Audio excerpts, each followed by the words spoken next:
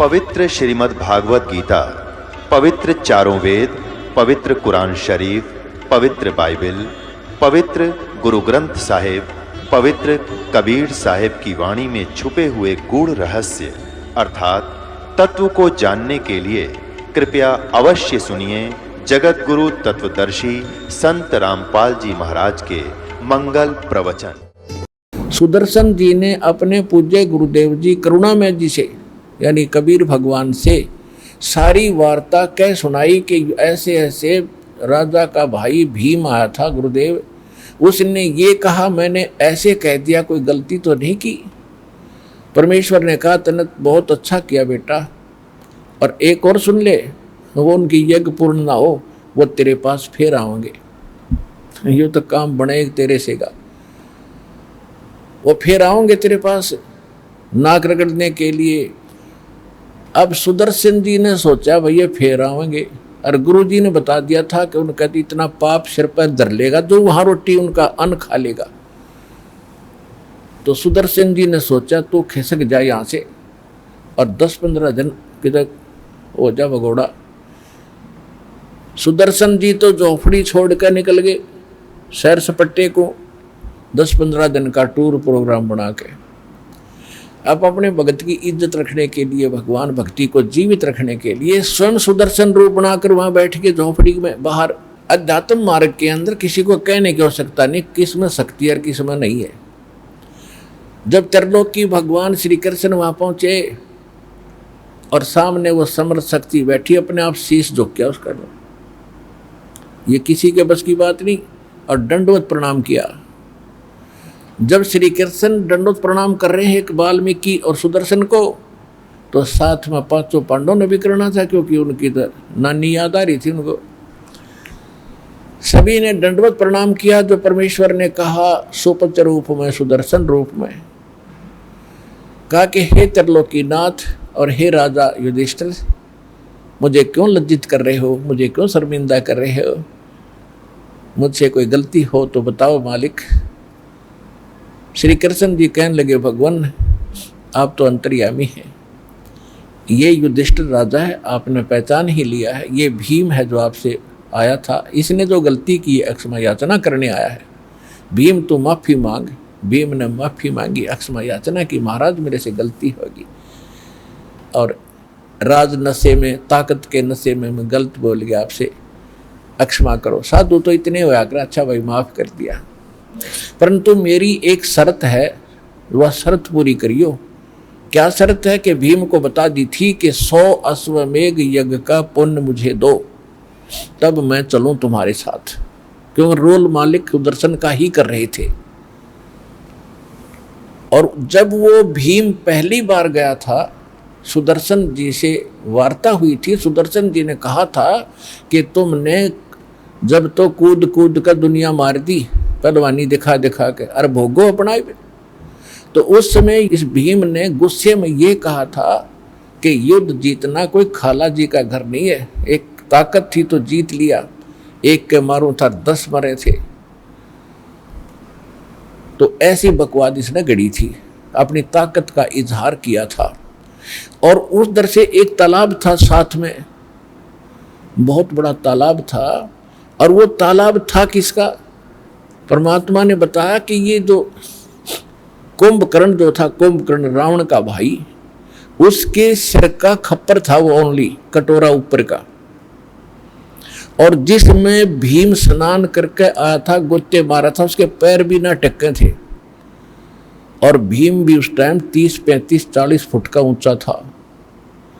तो जो त्रेता युग में कुंभकर्ण था उसका ये इतना हिस्सा, ये ऊपर का कटोरा था, और ये पड़ा था, और उसमें पानी भरा था, वो तालाब के रूप में उसमें पड़ा था, भीम नहा रहा था, उसके पैर भी ना टक्के थे।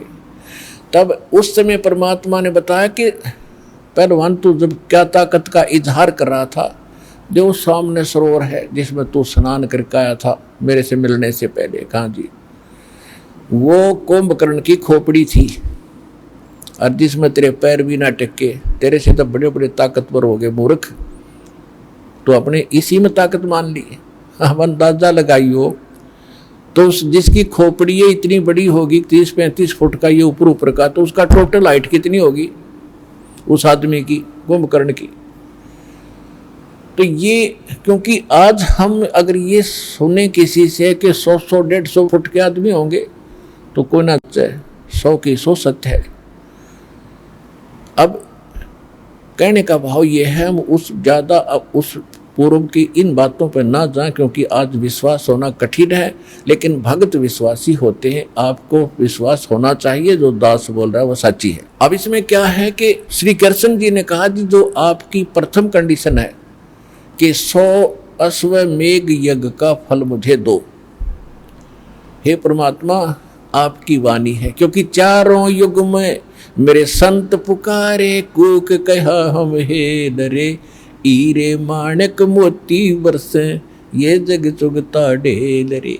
कि चारों युग में हमने आके ये ज्ञान दिया है और चारों युग में यही वाणी बोली जिसको कबीर वाणी बोली जाती है, क्योंकि परमात्मा एक कवि की तरह आचरण करके प्रत्येक युग में ये ज्ञान प्रचार करते हैं, लेकिन ये काल का प्रेशर फिर बाद में उसको दबा लेता है, उसको कबीर वाणी कहते। वेदों में भी ऋग्वेद मंडल नंबर 9 सूक्त 96 96 के मंत्र 17 में और 18 में कति स्पष्ट कर रखे कि वो कबीर देव परमात्मा स्वयं आकर अपने मुख कमल से उच्च स्वर में लोकोक्तियों के माध्यम से कविताओं से ज्ञान प्रचार करता है। वो कबीर वाणी द्वारा अपना ज्ञान बोलता है, कबीर वाणी, हम उसको कबीर वाणी कहते हैं। तो श्री कृष्ण जी ने कहा कि भगवान आपकी वाणी है, आपका विधान है। संत मिलन को चालियो तुझ माया अभिमान, जो जो कदम आगे रख ओ हे योग समान। एक विधान है पुणात्मा, परमात्मा ने इन वाणियों को बोलकर आप जी को भी सतर्क किया है प्रत्येक युग के पुण्यात्मा भक्तों के लिए। क्या बताया कि जब सत्संग में आप जाते हो तो वहाँ अभिमान ना हो, ना पद का हो, ना जाति का हो, ना धन का हो, क्योंकि इतना तो आपको ज्ञान हो ही जाता सत्संग माने से कि काया तेरी है नहीं तो माया कहाँ से हो, चरण कमल में ध्यान रखो इन दोनों को खो। कितना बड़ा अधिकारी है, ते राजा है पृथ्वी का, 1 सेकंड में मृत्यु हो जाती है और संपत्ति भी गई, शरीर भी गया, जिसका अभिमान था वो पद भी गया, अरब क्या बनेगा। फिर पीछे तू पशुआ की जय गद्दा बैल बनाई, ये 56 भोग कहाँ मन बोर कहीं कुरडी चरने जाई। ये विधान है भगवान का। जो भक्ति नहीं करते और राजा भी है या रंक है या वैसे कोई अन्य पोस्ट पद और धन जिनके पास है, वो संपत्ति का अभिमान किस लिए कर रहे हो। आपको सांस का भरोसा नहीं, 1 मिनट में मृत्यु हो जाए फिर अगले जन्म में गधा बनेगा। जो भक्ति नहीं कर रहा और भक्ति करेगा उसमें ये अवगुण होंगे ही नहीं। तो क्या बताते परमात्मा, संत मिलन को चालियो भाई तज माया अभिमान, और जो जो कदम आगे रखे। संत की तरफ जितना प्रस्थान करते हैं ऐसे भाव से, सो सो योग समान, एक यज्ञ के तुल्य वो कदम आपका माना जाएगा, उसका इतना पुण्य मिलेगा। अब इतना एक यज्ञ करने में करोड़ों रुपया लगा युधिष्ठिर जी का, और वो यज्ञ आपको स्वाभाविक मिल रहा है इस भाव से संत के दर्शनार्थ सत्संग में आने से, तो आपको कितना सुलभ किया वो सारा कुछ पुण्य। तो श्री कृष्ण जी ने कहा कि हे भगवान आप जी की अमरवाणी है, आपका विधान है, आप देख सकते हो अंतर्यामी हैं। आज ये 500 पांडव बेशक राजा भी हैं और आज इनके साथ जो बीत रही है यही जानते हैं। संसार में बेइज्जती हो रही, पाप का गट्ठड़ इनके सिर पे रखा है, यज्ञ इनकी पूर्ण नहीं हो रही। आज ये कितने विनम्र हैं और किस भाव से आपसे मिलने आए हैं, और इस भाव से आने वाले को आप कहते हो कि एक यज्ञ, एक कदम यज्ञ के तुल्य है। तो हे परवरदिगार, हे सृजनहार, आप 100 यज्ञ रख लो, बाकी हम दीनों की झोली में डाल दो। वहाँ से यहाँ तक आने के लिए कहाँ से, जहाँ से चले हैं, चाहे रथ में आए हैं और चाहे आप गाड़ी में आते हो, चाहे रेलगाड़ी में आते हो, कार में आते हो, वहाँ से यहाँ तक के जितने स्टेप हैं ये आपके एक यज्ञ के तुल्य माने जाते हैं। जो ऐसे भाव से आते, सच्ची श्रद्धा से आते, तो उसमें पांडवों की तो जमीन खिसक रही थी पैरों के नीचे की। संकट नौकानो और धन खर्च हो लिया बहुत गना, तो वो तो साधु भूखा भाव का धन का भूखा ना, उनको क्या जरूरत थी यज्ञ प्राप्त करने की। वो तो एक उनका अपना सामर्थ्य दिखाना चाहते थे। तो परमात्मा बोले भाई चलो चलते हैं।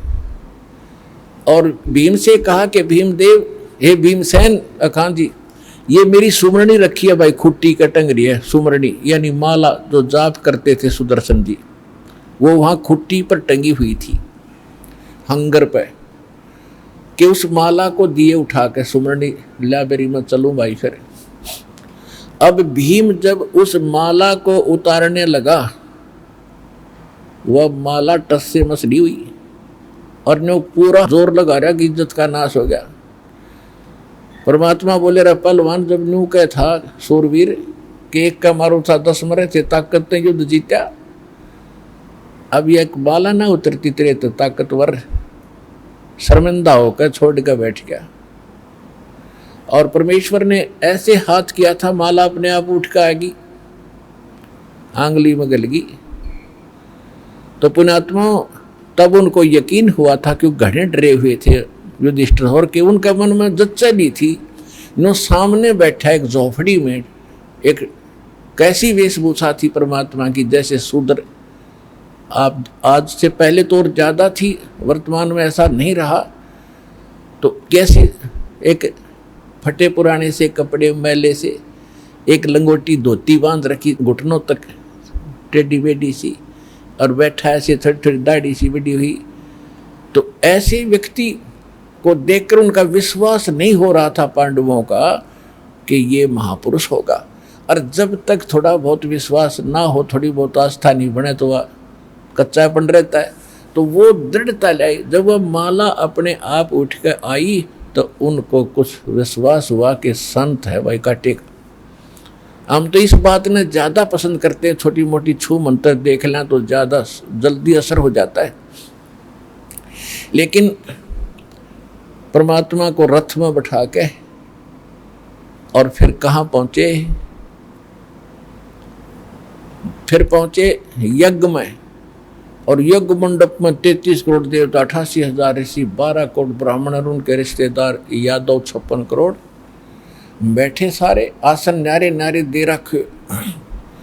और जो ही उस मंडप में परमात्मा पहुँचे, छोटी सी लंगोटी धोती बांध रहे और शूद्र टाइप से, जैसे एक ग्रामीण से होते हैं, और वह बैठे सारे कति प्रभु पाके, सबके आसन न्यारे न्यारे देवताओं के ऋषियों के, और पूजा करो सब मत्था टेके, वो तांडी पाक रहे थे।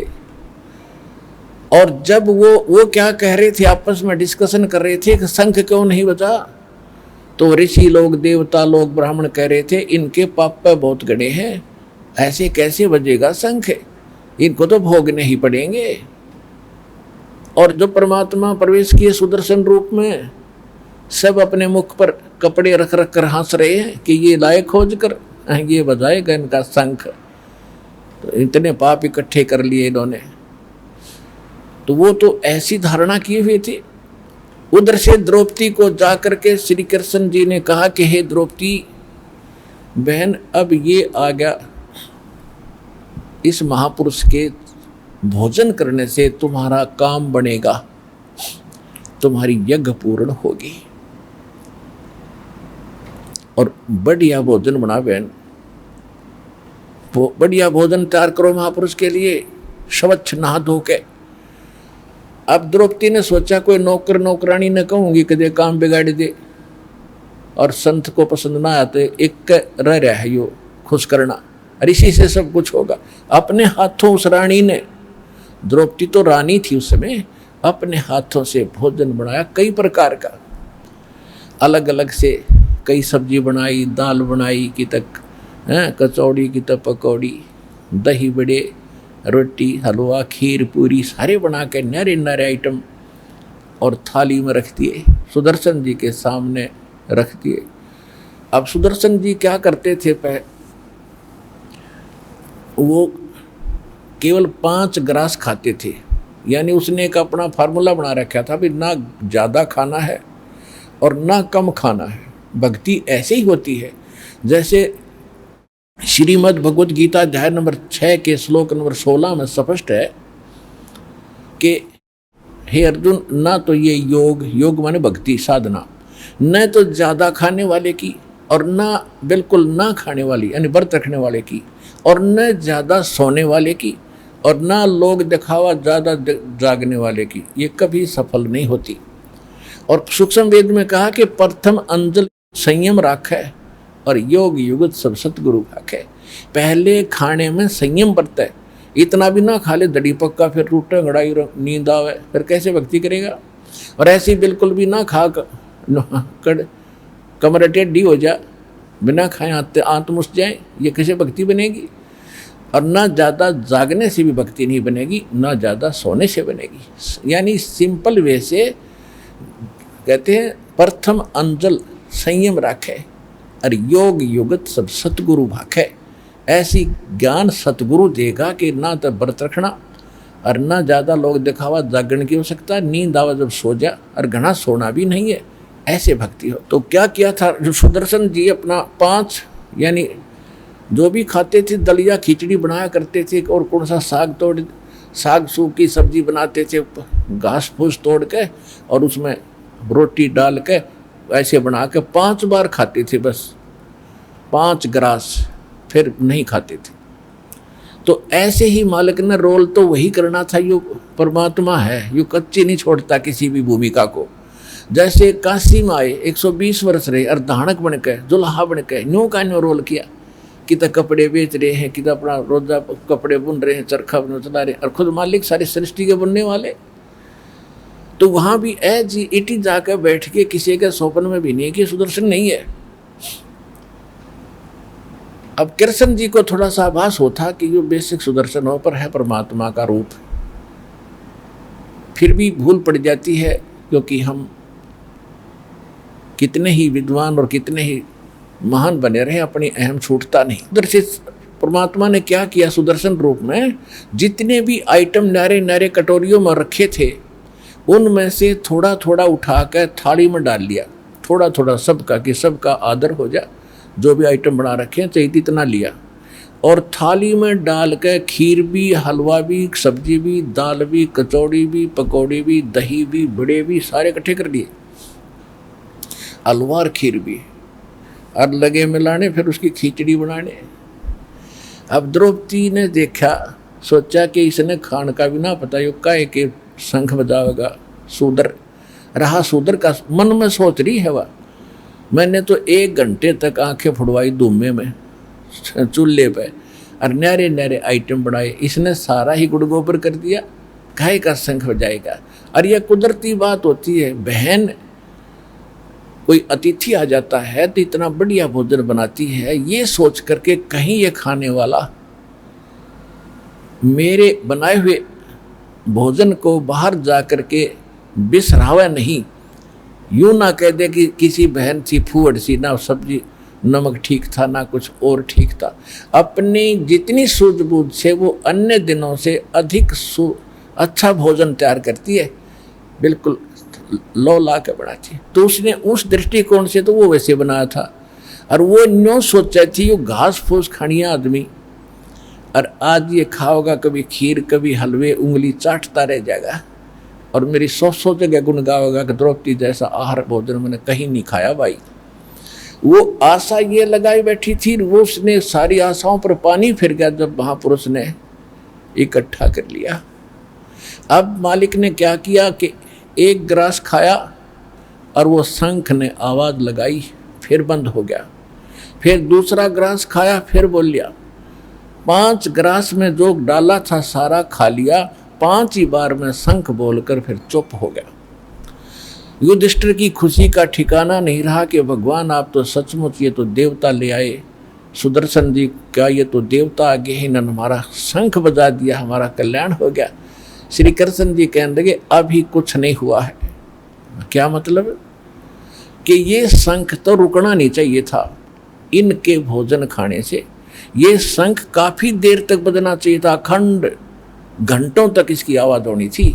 और ये बार बार ये तो हो गया पक्का कि इस औरों के खाने से तो टस से मस नहीं हुआ था, और इनके ग्रास खाया इतनी बार ये बोल लगे लकलकी मारे था, तो इतनी तो जचगी संत तक काटेगा है। लेकिन फिर युधिष्ठिर ने सोचा कि इनसे भी बढ़कर और कौन होगा भगवान जिसको बुलाना होगा।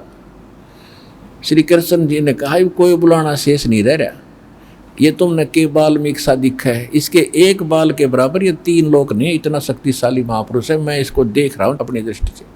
लेकिन उसका न्यों पहचान में नहीं आ रही थी, वो भगवान आ रही है। शक्तिशाली जरूर दिखे थे श्री कृष्ण जी ने कि तुमने के बाल्मीक यानी बाल्मीक सा एक सूत्र दिखाई दे है, इसके एक बाल के समान भी 3 लोक नहीं है, और यही इससे अतिरिक्त कोई साधु इस पृथ्वी पर है भी नहीं। मेरी अपनी जो दृष्टि जहाँ तक काम करिए श्री कृष्ण जी बता रहे। लेकिन अपने घर में कोई गड़बड़ है, किसी सदस्य ने कोई गलत सोच रखा है, उससे पूछते। श्री कृष्ण जी ने पता था द्रौपदी कर से क्या गड़बड़ है, क्योंकि इसने भोजन बनाया, आम आदमी ऐसे खाते देख है यज्ञ में तो महसूस तो करते ही है। द्रौपदी से पूछा कि बहन साची बता दिए,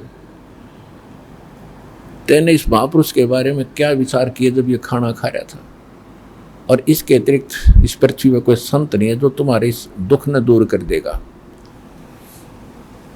द्रौपदी कहने लगी जी मेरे से गलती बन गई, मैंने 1 घंटे तक तो धूमे में आंखें फुड़वाई और ये भोजन तैयार किया, सोचा ये था, और जब इन्होंने मेरी आशा के विपरीत और ये सारा कुछ ऐसा कर दिया, मैंने ऐसे ऐसे सोच लिया कि शूद्र का शूद्र, ये काहे का शंख बजेगा, इसने खाने का भी नहीं पता। तब श्री कृष्ण जी ने कहा कि द्रौपदी आपका काम था भोजन बनाना, इनका काम था खाना। अब इस तरह की जो बकवास तेरे बनवाई है ना, जिस कारण से शंख नहीं बजा, अब एकदम पसीना आ गया द्रौपदी का कि या तो उसका भी शंख तो बज जा तो है, और संत भी काटेगा ना, तो रानी की नाड़ ना मुड़ा, जल्दी सी गर्दन टेढ़ी नहीं होती झुकने के लिए, आदमी झुक जाया करे। तो झुकाए बिना नम्र हुए बिना भगवान रजा नहीं बख्शा, ये नियम है मालिक का। अति आधीन दीन हो प्राणी, अर्थात को कहना ये अकथ कहानी। आधीन्य के पास है पूर्ण ब्रह्म दयाल, मान बढ़ाई बारियो बेअदबी सरकार। अब द्रौपदी मरती क्या नहीं करती, कहने लगी जी क्या करूं कि ये जो इसके धूल भरे पैर है ना संत के, इनको धो, एक तसला परात ला और लोटे तो धो अपने हाथों से, और उसने पीनों का नो धूल भरी, तब तेरा अंतःकरण का मैल भी जो संत के विषय में तेने दोष लाया है वो भी कटेगा, और तुम्हारा शंख भी बजेगा। अब मरता क्या नहीं करता, द्रौपदी डाई अपने हाथों चरण धो इस महापुरुष के, और फिर डाल कर गिलास में पीने लगी। जब श्री कृष्ण जी ने कहा बहन आधा मुझे भी दे दो, इसे महापुरुष का चरणामृत गदगद मिल है। जो ही उन्होंने चरणामृत लिया तो शंख ऐसे बजा नो स्वर्ग तक आवाज गई, पूरी पृथ्वी के ऊपर हरे भरे फूल फल से लदपद वृक्ष हो गए, जो सूखे खड़े थे वो भी फल फूल गए उस परम पिता की कृपा से।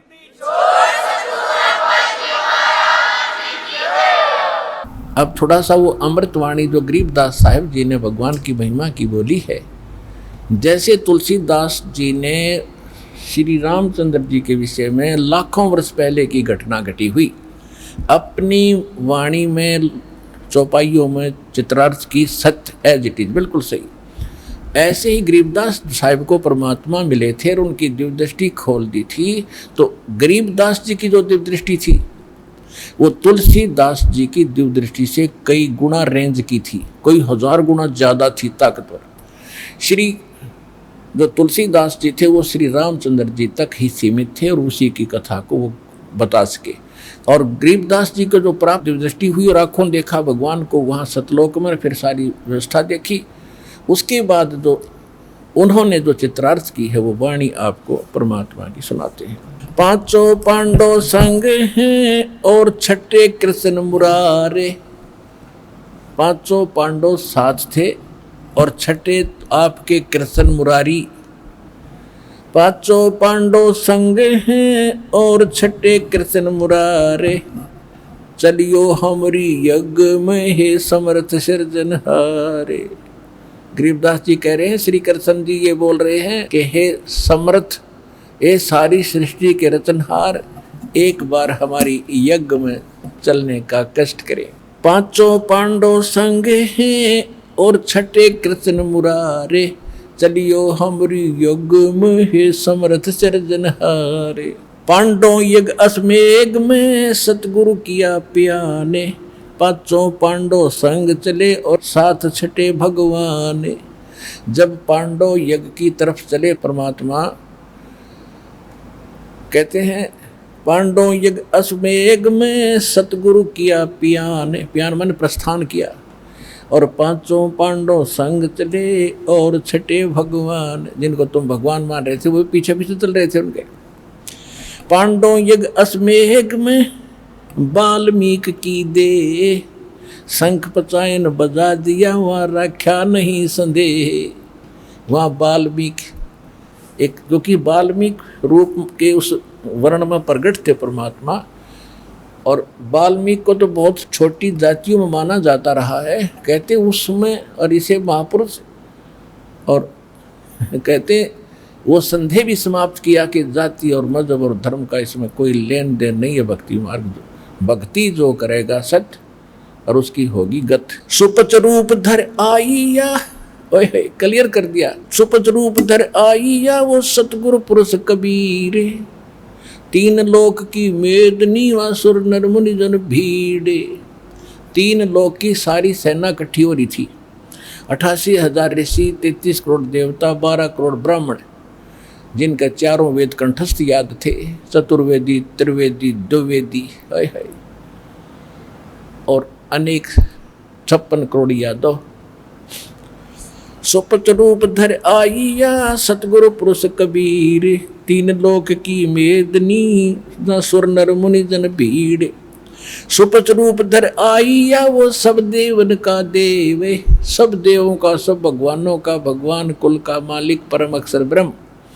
सुपच रूप धर आईया वो सब देवन का देव, कृष्ण चंद्र पग धोइया और करीतास की सेव। श्री कृष्ण जी ने द्रौपदी के साथ मिलकर उस परमात्मा वाल्मीकि रूप में बैठे भगवान कबीर साहब के चरण धोए। 88 ऋषि जहां और देवा 33 कोटे, शंख न बाजा तास के वो रहे चरण में लोटे। पंडित 12 कोट हैं और 84 सद्य, शंख न बाजा तास से वो पिए मान का मद। अब गरीबदास जी कितनी निर्णायक वाणी बोल रहे हैं कि 88,000 ऋषि जहां और देवा 33 करोड़, और शंख न बाजा तास से फिर हो रे शर्मिंदा होकर लास्ट में, पहले तो ये कह रहे थे काय को शंख बजाओगा, सूदर पकड़ कर लाए हैं, और फिर कहते चरणों में वहाँ लेट गए सारे के सारे, लेकिन मान्य फिर भी नहीं। क्यों? पंडित 12 कोटि है, 12 करोड़ ब्राह्मण, और 84 शब्द, 84 शब्द, ये गोरखनाथ जैसे जो शब्द हैं 84 प्रकार के, ये वेल नोन से हुए, ये भी वहीं बैठे थे। और शंख न बाजा ताश से वो पिए मान का मद, कि उनसे शंख नहीं बजा क्योंकि वो तो अभिमान का नशा किए बैठे थे। ऋषि महर्षि सद पाक के अपने आप को प्रभु बनाए बैठे थे। सुपच रूप को देख कर द्रौपदी मानी शंख, शंख सुदर्शन जी के वेशभूषा को देखकर द्रौपदी के मन में दोष आया। सुपच रूप को देख कर द्रौपदी मानी शंक, शंका होगी कि यू काहे का संत होगा। और जान गए जगदीश गुरु फिर नु बजा को न शंख, इसलिए शंख नहीं बजा। 56 भोग संयोग कर 56 भोग को इकट्ठा करके जो अलग अलग बना रखे थे आइटम, 56 भोग संजोग कर ये कीने पहुंच गिरा से। द्रौपदी के दिल दुई थी, नहीं था दृढ़ विश्वास से, उसके मन में दोष था। सुर नर मुनि जन यज्ञ में वो त्रिलोकी के भूप, 3 लोक के भगवान श्री कृष्ण भूप राजा। स्वर नर मुनि जन यज्ञ में वो त्रिलोकी के भूपे, सुपच यज्ञ में आइया जो नित बेचत है सूपे। 56 भोग न भोगिया ये कीने पंच गिरा से, खड़ी द्रौपदी उन मुनि व घाल रही थी सांस। अंदर ही अंदर नुकरी जी बता इसने क्या कर दिया है, ये खाना भी नहीं आता, 1 मिनट में पता नहीं क्या सोचता है, मन बड़ा पापी है। बोले कृष्ण महाबली ये क्यों बाजा नहीं शंखे, भाई इस महापुरुष के भोजन खाने से शंख क्यों नहीं बजा। बोले कृष्ण महाबली ये क्यों बाजा नहीं शंखे, जान राय जगदीश गुरु ये काटत मन की बंके। अब गरीबदास जी क्या बता रहे हैं कि 5 बार तो बज गया, आगे बजा नहीं, तो श्री कृष्ण जी सोच रहे हैं कि ये शंख क्यों नहीं बज रहा, इस महापुरुष के अखंड क्यों नहीं बजा। और फिर मन में अपने आप बता रहे हैं कि ये द्रौपदी का बल निकाल रहे हैं, बल इसमें जो बकवाद है उसको सीधा कर रहे हैं। जैसे कोई शरीय में लोहे में बल हो जा, बंक हो जा, तो उसका थोड़े मार मार कर सीधा करा करे। तो परमात्मा कह रहे हैं इसके बल निकाल रहे हैं कि सिद्धि हो जा और संत का आदर करना सीखे। बोले कृष्ण महाबली भाई क्यों बाजा नहीं शंखे, जान राय जगदीश गुरु कि ये सारी सृष्टि के मालिक, ये जगत के गुरु कबीर भगवान बैठे सामने परमात्मा, ये काटत है मन बंके। द्रौपदी के मन का बल यानी बंक टेढ़ापन ठीक करें, इसको सीधा करें। द्रौपदी श्री कृष्ण जी कहते हैं द्रौपदी दिल को साफ कर और चरण कमल लोलाए, वाल्मीकि के बाल सम ये 3 लोक नहीं पाए। चरण कमल को धोए कर ले द्रौपदी प्रसाद, अंतर सीना साफ होए तेरे जल है सकल अपराध। इसके चरण धो के पी तेरे पाप कटे, जो संत के प्रति तेरे दोष आ गया। चरण कमल को धोए कर ले द्रौपदी प्रसाद, अंतर सीना साफ हुए तेरे सकल जड़ है अपराध। बाजा शंख सुभान गति और कण कण भई आवाज, स्वर्ग लोक बानी सुनी और 3 लोक में गाज। जब द्रौपदी ने जल पी लिया चरणामृत, और कहते हैं इतनी गजब की आवाज हुई शंख की, मीठी मीठी मीठी मीठी, पूरे स्वर्ग तक आवाज गई। और पूरी पृथ्वी पर जितने भी वृक्ष थे सूखे भी हरे हो गए, फल फूलों से पौधे फूलों वाले फूलों से लदपद, और फलों वाले वृक्ष फलों से लदपद हो गए।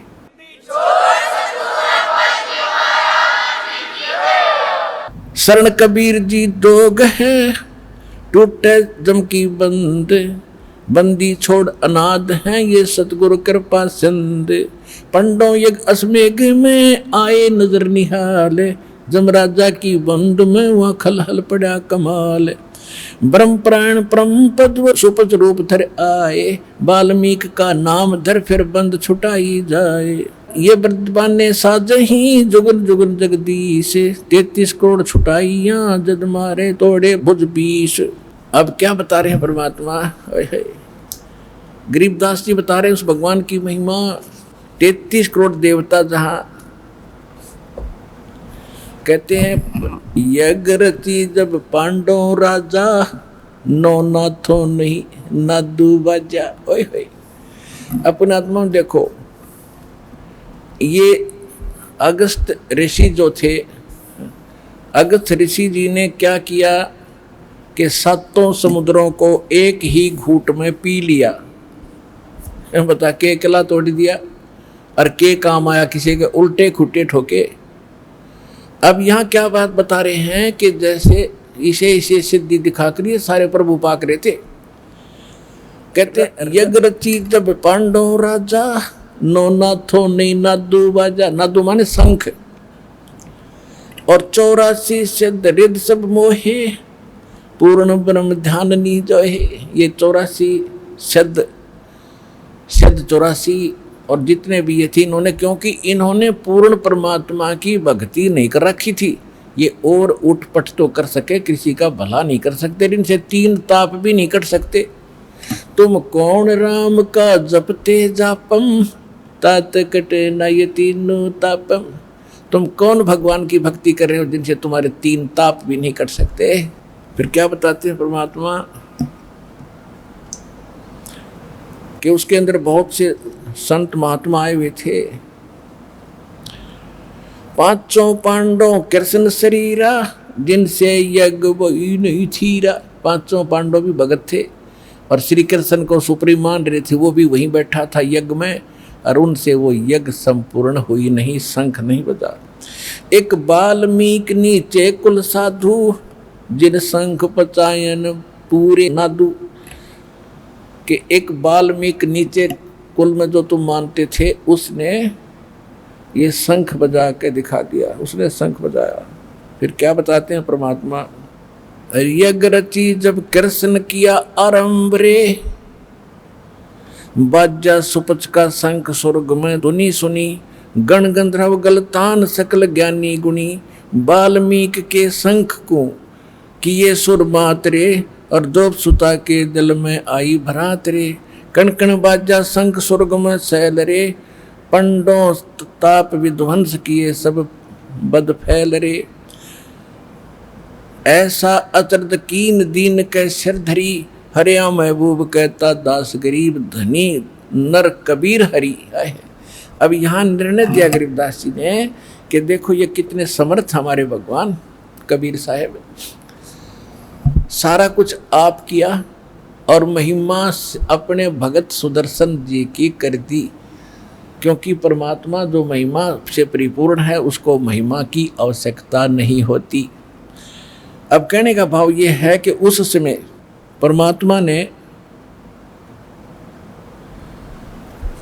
अब ये हमने ये परमात्मा शिक्षा दे रहे हैं कि तुम कौन राम का जपते जापम, तात कटे न ये तीनों तापम। कि तुम किस भगवान की भक्ति कर रहे हो जिससे तुम्हारे ये तीन ताप भी नहीं कट पाए। अब देखो सुदर्शन जी क्या हुआ, सारा कुछ हो गया और युधिष्ठिर के सामने सारी लीला होगी। परमात्मा ने 2 घंटे तक सत्संग किया, वो ऋषि सुर सारे बैठे थे, देवता और 56 करोड़ यादव 12 करोड़ ब्राह्मण। और किसी के जून ही रेंगी र कर्म ही नो, तुम सारी उम्र हो गई, तुमने चारों वेद गोट रखे, ऋषि बन गए, दुनिया तुम्हारी महिमा करती है, तुम भला एक नहीं कर सके। इतना कुछ इनके साथ बीत रही थी, प्रेत बाधा थी, 3 ताप का दुख था, वो भी ना हरण हुआ तुमसे, और फिर भी अकल ठिकाने नहीं आई, क्योंकि वो तो शूद्र दिखाई देता। और वो पाक रे प्रभु, परमात्मा ने अपनी वाणी में कहा है, स्वर नर मुनि जन 33 करोड़ी, ये बंधे सभी काल की डोरी। ये 33 करोड़ स्वर नर मुनि जन 33 करोड़ी, बंधे सभी काल की डोरी। और क्या बताते हैं, इन 33 पर तलब है, कोई बकरा कोई बोके। कि ये 33 करोड़ देवता 88,000 ऋषि जितने भी आन उपासक हैं परमात्मा की सत्य भक्ति छोड़ के, ये 84 लाख योनियों में जो के तो बने रहेंगे। अब जब युधिष्ठिर जी के मन में ये दोष आया कि हे भगवान, ये ऋषि महर्षि ऐसे ऐसे चमत्कार दिखा रखे इन्होंने, दुर्वासा जैसी तोब बैठी और वशिष्ठ जैसी तोब बैठे, और इनसे और नौनाथ ये गोरखनाथ जैसे आ रहे जिन्हें पहाड़ को सोना बना दिया, आज सारे फेल। तो परमात्मा यही बताना चाहते थे, ये ड्रामा तो कर सकते पर भला ना कर सकते किसी का, क्योंकि ये पूर्ण परमात्मा के सत भक्ति नहीं कर रहे, उन सत मंत्रों से लाभ होगा। तब युधिष्ठिर जी ने कहा कि ये सभी ये कुछ भी नहीं है। तो कहते हैं कि गरीबदास सब रूप में तू ही बोलो नार। फिर श्री कृष्ण जी में मालिक ने फीड कर दिया। श्री कृष्ण जी ने कहा कि देख युधिष्ठिर ये सब बैठे ना, ऋषि महर्षि 33 करोड़ देवता अपने आसनों पर प्रभु पाके बैठे थे, अलग अलग चादर बिछा रखी। तो श्री कृष्ण जी ने ऐसे कर दिया उनकी तरफ ऐसे कि अब देख इनको, अगला जन्म इनका ऐसे होगा स्वर्ग के बाद। कोई तो कुत्ता बड़ा खड़ा आसन पर, वो 33 करोड़ देवता ऋषि, और कोई गधा बनकर ने उठा रहा पूछड़ ऊपर ने, कोई गादड़ बनकर भाग रहा है, भागता दिख गया फटाफट। यानी कोई कोई सर्प बना है, कोई कछुआ बना है, कोई कुछ बना है, आप अपने आसन पर ऐसे बने खड़े हैं। तब युधिष्ठिर जी ने कहा कि हे भगवान, अपनी लीला बंद करो। कृष्ण जी बोले, लीला नहीं, यह तो सच्ची है, इनके साथ अगले जन्म में ऐसा होगा इनका। और ये परमात्मा बता रहे हैं कि इन 3300 पर कलम है, कोई बकरा कोई बोक, ये 84 लाख योनियों में जाएंगे जितने भी देवता और ये ऋषि महर्षि है। तो उसके बाद भी उनकी अकल ठिकाने नहीं आई। वो तक खुश हो गए, पांडव हमारा पीछा छुट्या, हम सफल हुए। और कितना लाभ हुआ, एक संत के आशीर्वाद और भोजन खाने से केवल प्रेत बाधा छूट गई, मोक्ष नहीं। और वो उनसे सारे देवताओं से भी ना छूटे थी, वह प्रेत बाधा ना छूट रही थी उनकी, श्री कृष्ण से भी दूर नहीं हुई। वो जो बाधाएं उनको पैदा होगी थी, कर्म का दोष जो दुख था, तो उस परमात्मा ने वो भी दुख किया दूर, और वो सत मंत्र के जाप से आपका मोक्ष भी होगा। तो यहाँ जो आप जी आते हो, जैसे श्राद्धों के विषय में एक लिखा हुआ विष्णु पुराण में कि जैसे वो तो पहले सारा डिटेल दे रखी है, श्राद्ध ऐसे करो वैसे करो ऐसे करो वैसे करो, लास्ट में ये बता दिया कि एक तरफ तो एक योगी भोजन और एक तरफ 1000 श्राद्ध जीवने वाले पंडित बैठे हों, और एक तरफ वो योगी हो, योगी संत सत भक्ति वाला। वो क्या करेगा, उस एक के ही भोजन कराने से 1000 पंडितों का भी उद्धार और पितरों का भी उद्धार और यजमान का भी उद्धार होता है। लेकिन वो संत का मिलना, बहु नाम जन्मानाम अन्ते ज्ञानवान माम प्रपते वासुदेव सर्वमिति सहमात्मा सुदुर्लभ है। तो कहने का भाव यह है कि ऐसी सत भक्ति वाला भक्त संत मिलना वो बड़ा मुश्किल है, जो 1000 श्राद्ध भोजी ब्राह्मणों का भी उद्धार कर दे, यजमान का भी उद्धार करे, उनका पितरों का भी उद्धार करे। तो ये आपको दास ने वो भगत बनाए हैं जो आपको यहाँ भोजन कराया जाएगा, और उस भोजन कराने यानी उस दान के सहयोगी को कितना लाभ मिलेगा। देखो पुण्यात्माओं, आप जो यहाँ दान करते हैं वो दान आपका नहीं रहा, आपने तो भगवान को दे दिया, और भगवान उसके बदले में आपको रखता नहीं, वो तो देता ही देता है, 1000 गुना करके आपको वापस देगा। और वो पैसा जो आपने यहाँ दिया है वो पैसा आपका अपना हुआ, और जो पैसा अपने कोठी बंगले कार कोठी प्लाट प्लॉट और एकड़ किले जो खरीद रखे हैं वो पैसा आपका नहीं है, क्योंकि आपकी मृत्यु के बाद आपके साथ नहीं होगा। और जो दान आपने यहाँ किया ये 1000 गुना करके आपको देगा, जिसमें से आपको यहाँ भी राहत देगा, और जब यहाँ से जाओगे आपकी करेंसी चेंज हो जाएगी, यहाँ से जाने में करेंसी चेंज होगी, जो आगे जो नोट काम आने हैं। अब जैसे नेपाल वाले भक्त हैं या दूसरे देश के आते हैं, वो यहाँ वो लाते हैं पाउंड, ये हमारा के काम नकली कागज दिखेंगे, हमने तो इंडियन नोट चाहिए भाई, सी इंडियन करेंसी का काम आवे। तो वो चेंज करा के लाने लग गई, बॉर्डर पर वो चेंज करा लेते हैं, वो जमा कराते हैं और यहाँ की मिल जाती है, तो वो काम आवेगी। तो यहाँ जो दान धर्म आप कर रहे हो, यहाँ आपकी करेंसी चेंज करने का सेंटर है यो सतलोक आश्रम बरवाड़ा जिला सारे हरियाणा में, जो आपको सतलोक में वह करेंसी काम आवेगी या आगे पाओगे। तो जो आपने यहाँ दान कर दिया वो आपका नहीं रहा, वो तो भगवान का हो गया, आपने समर्पित कर दिया। दशमांश जैसा भी, चाहे ज़्यादा करो चाहे कम करो, और उसका वो फिर भगवान का पैसा आपने जो दिया तो इन महापुरुषों को खिलाया जाता है। अब ये बच्चे भगवान के हैं और ये वो भक्त बन गए जो सत भक्त है। इनसे जो पैसा आपने दिया, इनको आहार जो करेंगे, इससे आपके पितरों का भी उद्धार और आपको भी उसका 1000 गुना फल मिलेगा।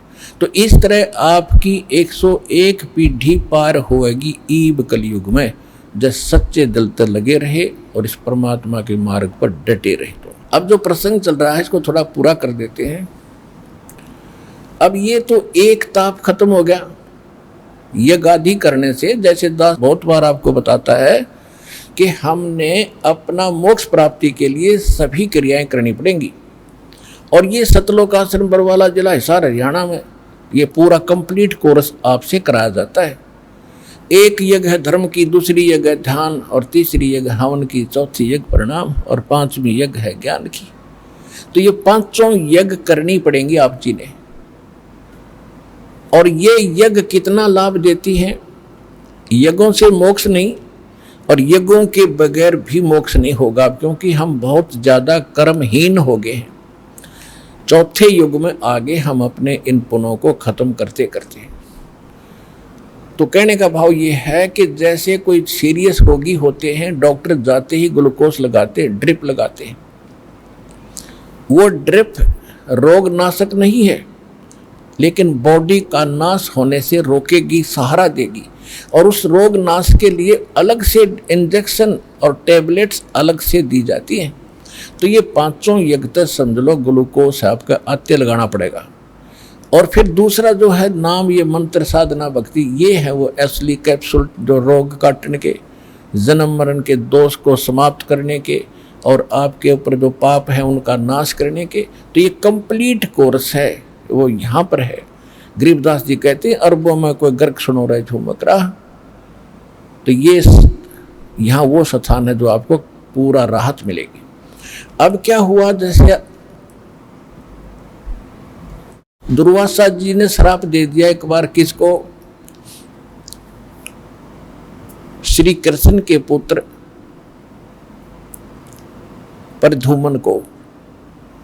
द्वारका के बाहर दुर्वासा जी बैठे थे एक वन में, और यादव जो जितने भी थे श्री कृष्ण की महिमा, क्योंकि उन्होंने जरासिंह मार दिया और कहीं पर शिशुपाल का सिर काट दिया, ऐसे श्री कृष्ण जी की महिमा बहुत घनी हो रही थी।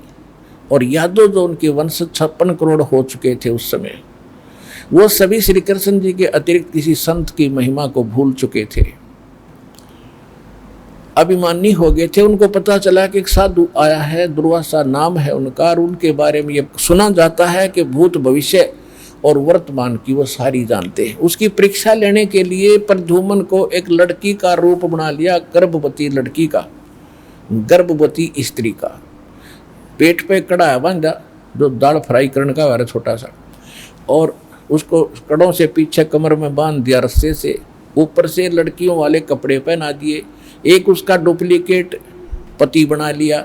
10-12 और उसी नगर के नागरिक द्वारका के श्री दुर्वासा जी के पास गए, कहा ऋषि जी भगवान ने बहुत दिनों के बाद इन पर रजा करी है, इसको गर्भ रहा है, इसकी पत्नी को, ये उतावले हो रहे हैं, आप तो भूत भविष्य की भी जानते हो, और ये पूछना चाहते हैं लड़का होगा कि लड़की, कृपा इनका संतोष दीजिए। दुर्वासा जी ने अपने ध्यान से देखा कि वो तो कड़ाया बांध रखा है इन्होंने। फिर गुस्से हो गए कि कहने लगे इस जो गर्भ है ना, इसके इससे यादव कुल का नाश होगा।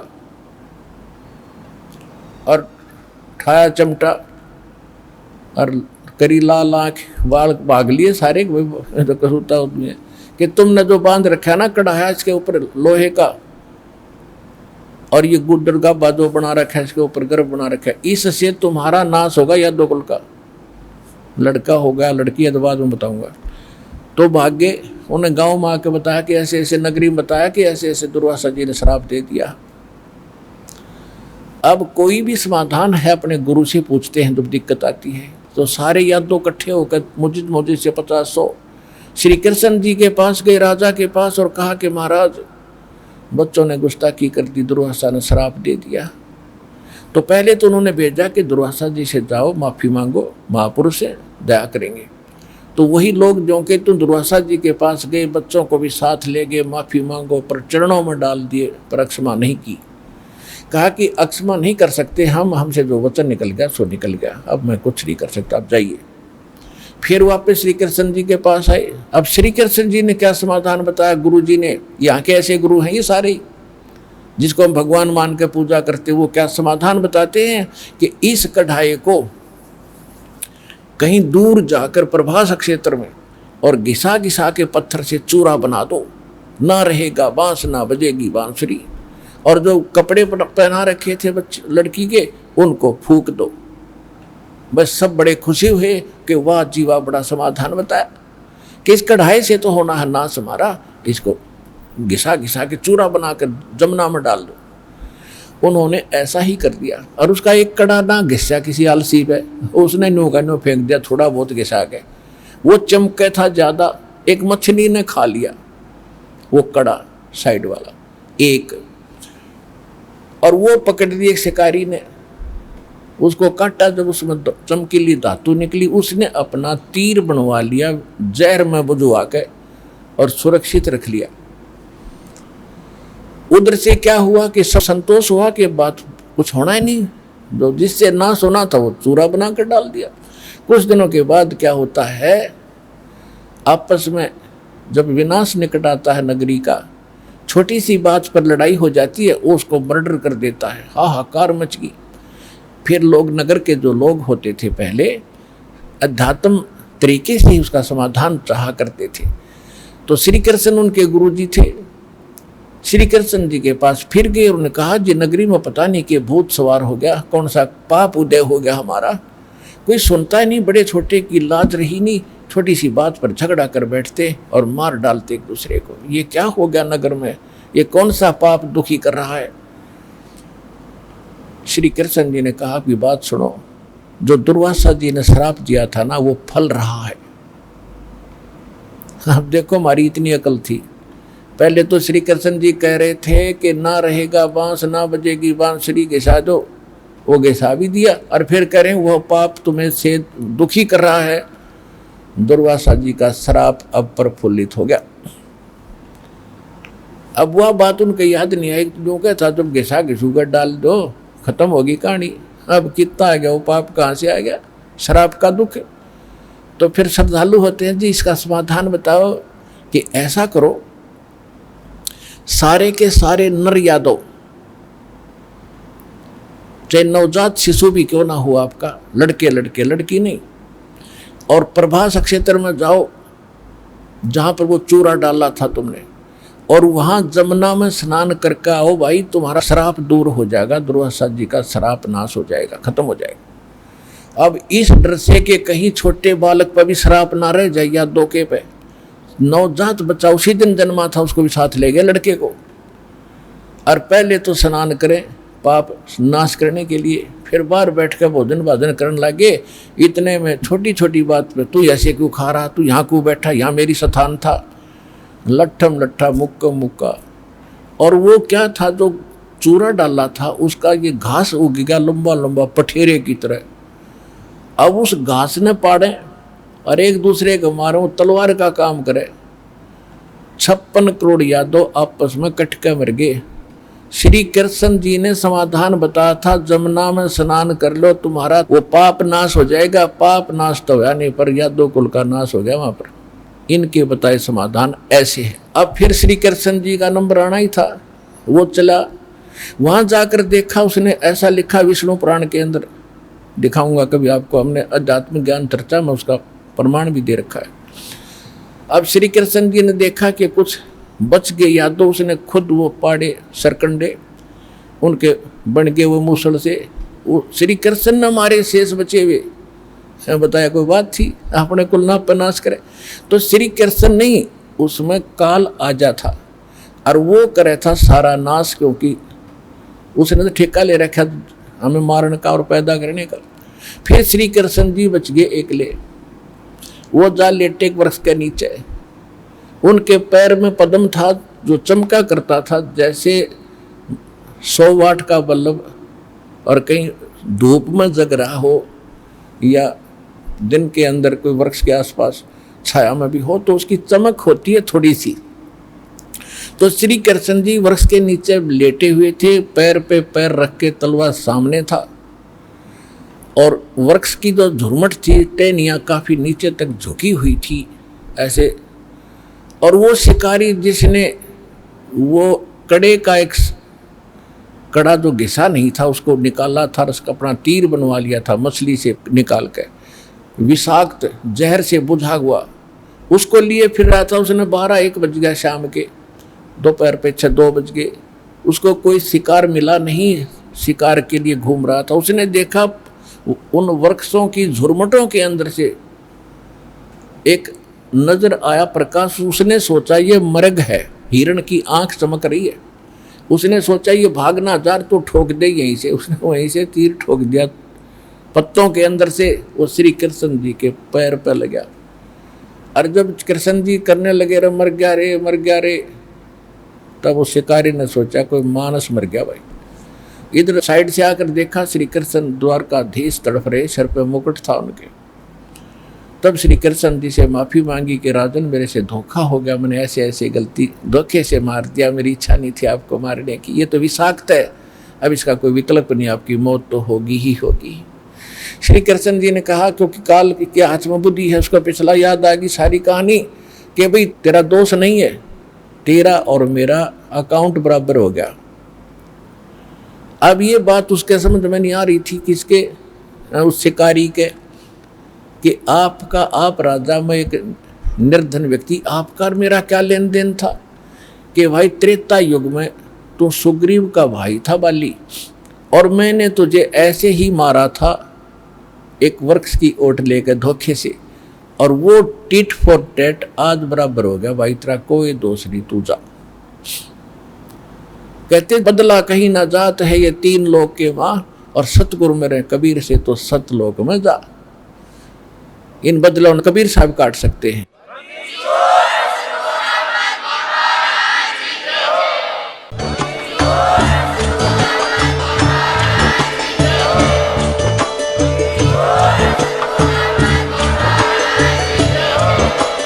आप सुन रहे थे जगत गुरु तत्वदर्शी संत रामपाल जी महाराज जी के मंगल प्रवचन। अधिक जानकारी के लिए विजिट कीजिए हमारी वेबसाइट www.jagatgururampalji.org। संत रामपाल जी महाराज जी के शुभ आशीर्वाद से पूरे विश्व भर में 500 से भी ज्यादा नाम दीक्षा केंद्र हैं, जिन पर संत रामपाल जी महाराज जी द्वारा ऑनलाइन निशुल्क नाम दीक्षा दी जा रही है। अपने नजदीकी नाम दीक्षा केंद्र का पता करने के लिए संपर्क करें 8222880541।